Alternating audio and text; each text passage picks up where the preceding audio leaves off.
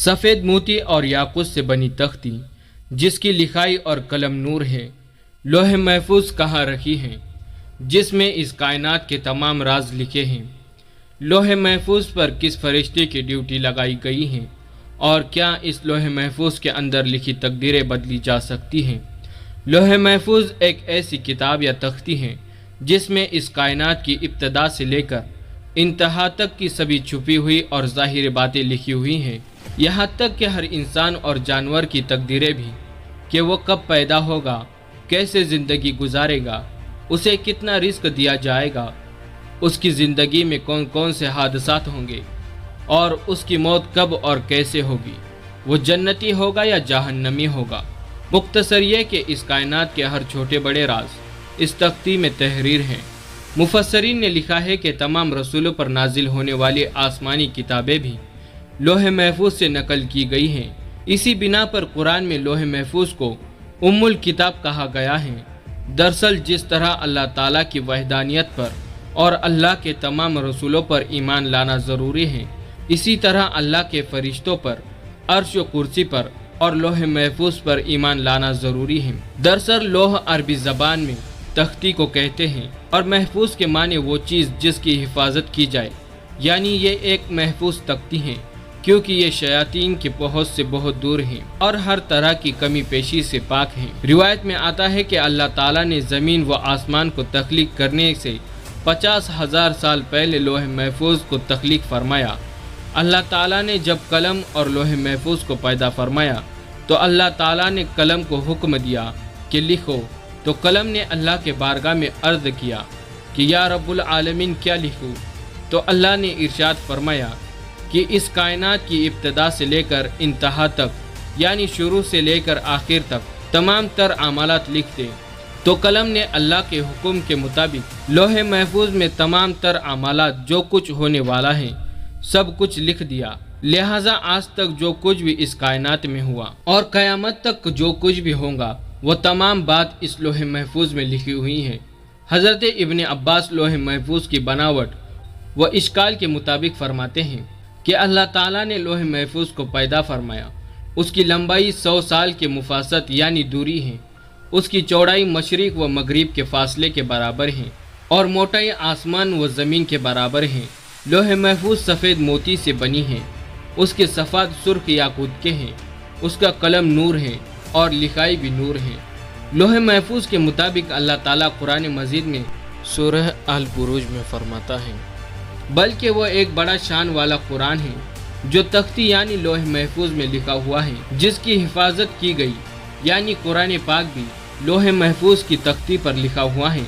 हज़रत इब्न अब्बास बयां करते हैं कि लोहे महफूज के ऊपर बतौर टाइटल ये अल्फाज लिखे हुए हैं कि अल्लाह के अलावा कोई इबादत के लायक नहीं, उसका दीन इस्लाम है और मोहम्मद सल्लल्लाहु अलैहि वसल्लम उसके बंदे और रसूल हैं।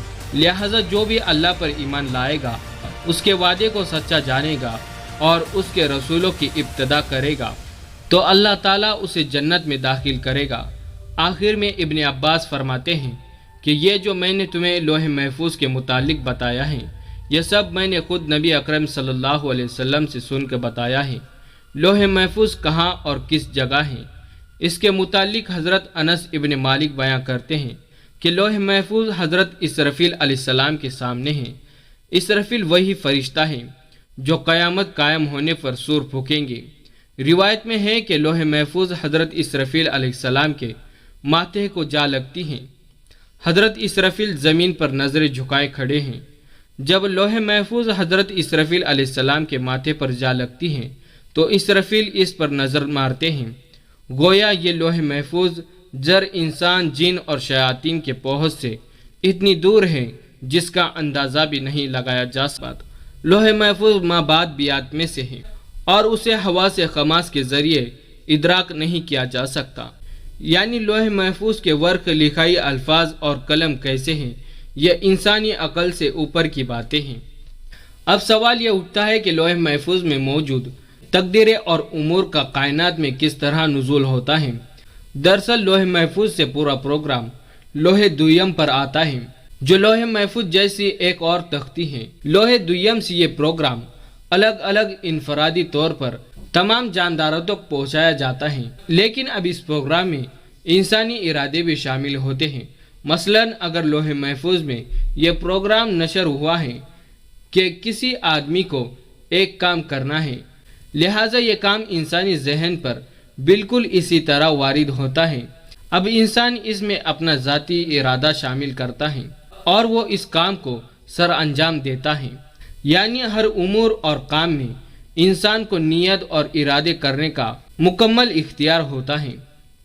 इससे ये बात साबित हो जाती है कि हम जो गुनाह या बुरे अमाल करते हैं वो इसीलिए है क्योंकि वो लोहे महफूज में लिखी हुई है।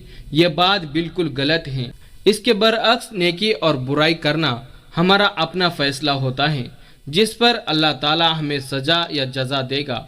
मुख्तसर ये कि हमारा फैसला लोहे महफूज में नहीं लिखा, बल्कि अल्लाह के इल्म में था कि फला बंदा फला नेकी या गुनाह करेगा, इसलिए उसे लोहे महफूज में लिख दिया गया। अगर लोहे महफूज को साइंस के जरिए समझने की कोशिश की जाए तो लोहे महफूज एक 2 डायमेंशनल शीट जैसी होगी जो हमारे पूरे कायनात को घेरे हुए है, जो किसी होलो प्रोग्राम यूनिवर्स जैसा लगता है।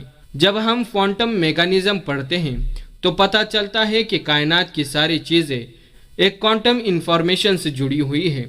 मसलन एक सेब के अंदर मौजूद मॉलिक्यूल में एटम इसका एक बारीक जर्रा होता है और उसे तोड़ने पर इलेक्ट्रॉन, प्रोटॉन, न्यूट्रॉन निकलते हैं जो स्ट्रिंग से बनी होती हैं।